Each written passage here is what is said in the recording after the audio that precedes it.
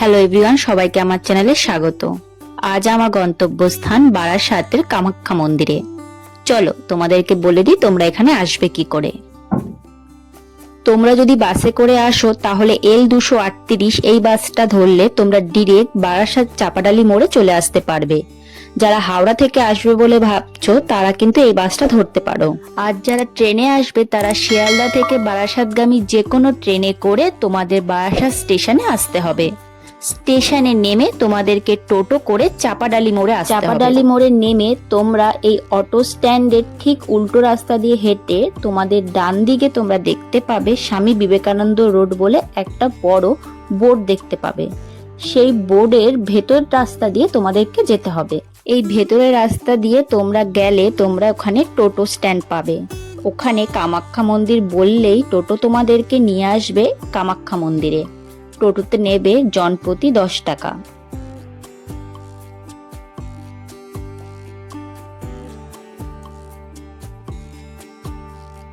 টোটো তোমাদের একেবারে মন্দিরের সামনে এনেই দাঁড় করাবে। সামনে কামাখ্যা পীঠ বলে যে তরুণটা দেখতে পাচ্ছ, সেই তরুণটা দিয়ে গেলেই 2 মিনিটের মধ্যে মন্দিরে তোমরা পৌঁছে যাবে। একেবারে রাস্তার ওপরে গোলাপি রঙের যে মন্দিরটা দেখতে পাচ্ছ, এটাই হচ্ছে মা কামাখ্যার মন্দির।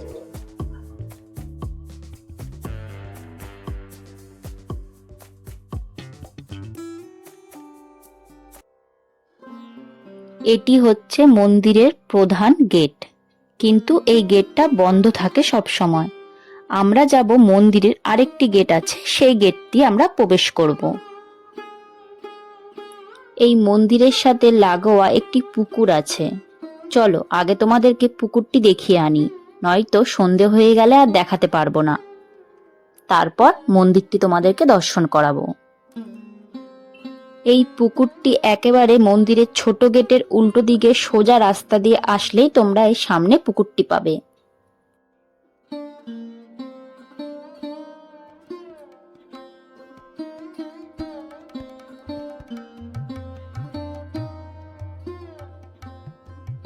পুকুরের পাশে একটি বড় সিদ্ধিদাতা গণেশ ঠাকুরের তোমরা মূর্তি দেখতে পাবে।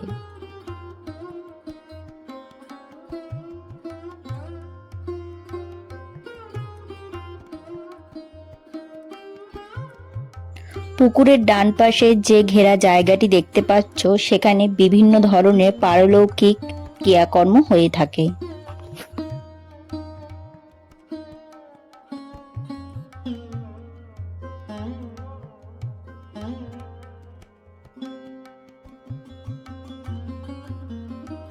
এই পুকুরটির নাম কামাখ্যা পুকুর। তোমরা যারা নতুন আমার ভিডিওটা দেখছো তাহলে অবশ্যই কিন্তু লাইক, শেয়ার এবং সাবস্ক্রাইব করে আমার পাশে থেকো। আর আমার পুরনো বন্ধুদেরকে বলবো যে লাইক শেয়ার করে অবশ্যই আমার পাশে থেকো।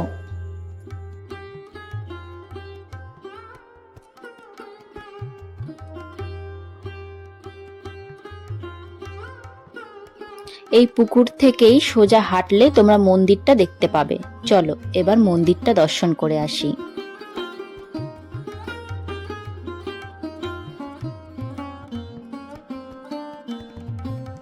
মন্দিরের দেয়াল জুড়ে লেখা আছে গীতার বিভিন্ন বাণী।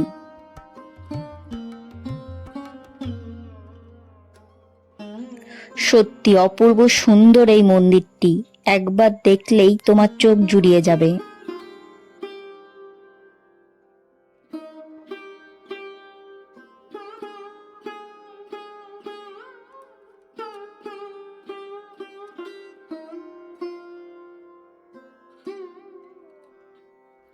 মন্দিরের প্রবেশ করার 2টি গেট আছে। যেই প্রথম গেটটা তোমাদেরকে দেখালাম সেটি হচ্ছে প্রধান মেন গেট, আর এটি হচ্ছে ছোট গেট। এটি দিয়ে সাধারণত প্রবেশ করতে হয়।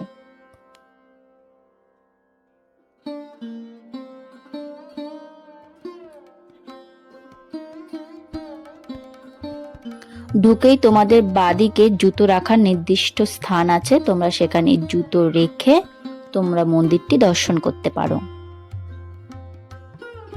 যেখানে জুতো রাখবে তার পাশে আছে অফিস ঘর, তোমাদেরকে অফিস ঘরটা দেখাবো। তার আগে চলো সম্পূর্ণ মন্দিরটি দর্শন করে আসি।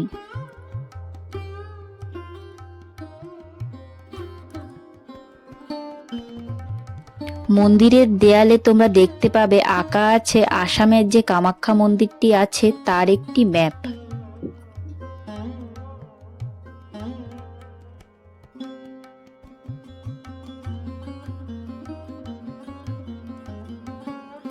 মন্দিরের সাথে সামনেই আছে একটি নাট মন্দির। চলো দেখে আসি নাট মন্দিরটা।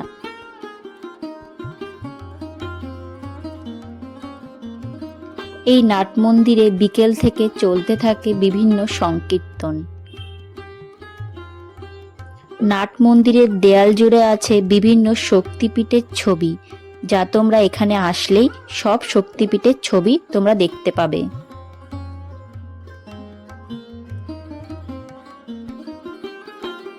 এখানে মায়ের ছবি তোলা নিষেধ, তাই তোমাদের নাট মন্দিরে মা কামাখ্যার একটি ছবি দেওয়া আছে।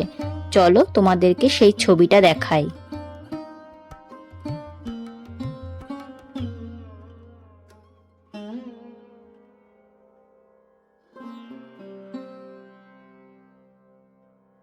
এটি হচ্ছে কামাখ্যা মায়ের ছবি। ছবি তুলতে পারলাম না, তাই তোমাদের এখান থেকেই দর্শন করালাম।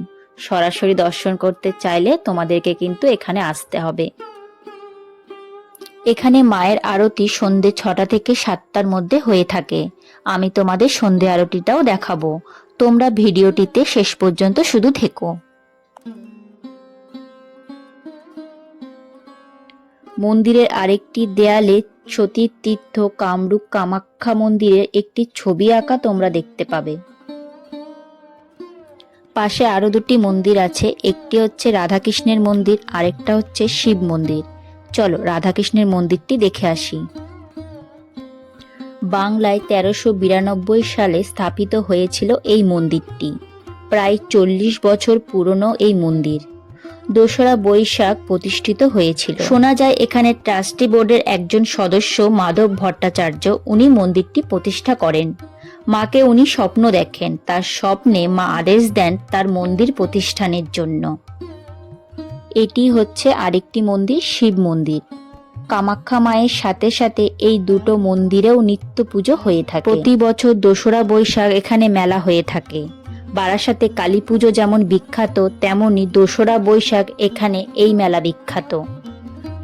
বৈশাখ মাসের 2 তারিখ থেকে 10 তারিখ টানা 8 দিন ধরে চলে এই মেলা। এটি হচ্ছে মায়ের মূল মন্দির। ভোর 5টায় মন্দিরের গেট খোলে। পুজো শুরু হয় 10টা 30 থেকে। সকাল 8টা থেকে মন্দিরের মায়ের পুজোর জন্য সামগ্রীর আয়োজন করা হয়। পুজোর জন্য ফুল মিষ্টি এসব কিছু কেনার জন্য এখানে বাইরে কোনো দোকান তোমরা পাবে না। তাই তোমরা যদি পুজো দিতে চাও তাহলে কিন্তু আসার সময় তোমরা বাইরে থেকে পুজোর জন্য সামগ্রী কিনে নিয়ে আসবে। মায়ের জন্য যখন তোমরা ফল নিয়ে আসবে অবশ্যই যেন গোটা ফল নিয়ে আসবে। কাটা ফল দিয়ে এখানে পুজো হয় না। আর দোকানের প্যাকেটের মিষ্টি, হাতে বানানো বাড়ি থেকে কোনো পিঠে বা পায়েস কোনো কিছু যদি তোমরা আনতে চাও তাহলে কিন্তু এখানে গ্রহণযোগ্য হবে না। তোমরা চাইলে মাকে এখানে বস্ত্র দিতে পারো, কিন্তু মাকে কোনো বস্ত্র দিতে চাইলে শুধুমাত্র বেনারসি শাড়ি দিতে হবে, কারণ মাকে এখানে শুধু বেনারসি শাড়ি পরানো হয়। তুমি অন্য শাড়ি দিতে পারো, কিন্তু সেটি পুজো হবে, কিন্তু সেটি মাকে পরানো হবে না।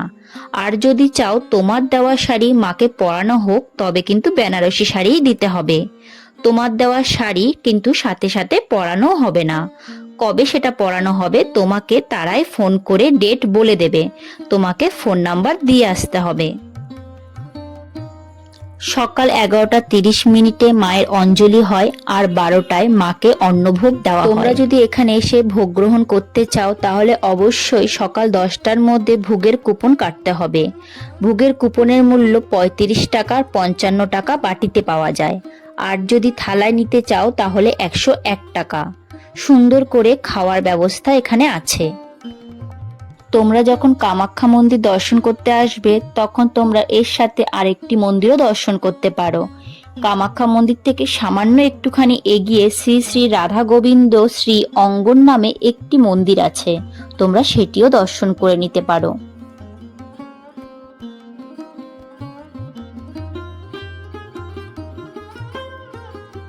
ভিডিওটি ভালো লেগে থাকলে একটা লাইক করে দিও আর কমেন্টে জানিও অবশ্যই ভিডিওটি কেমন লেগেছে।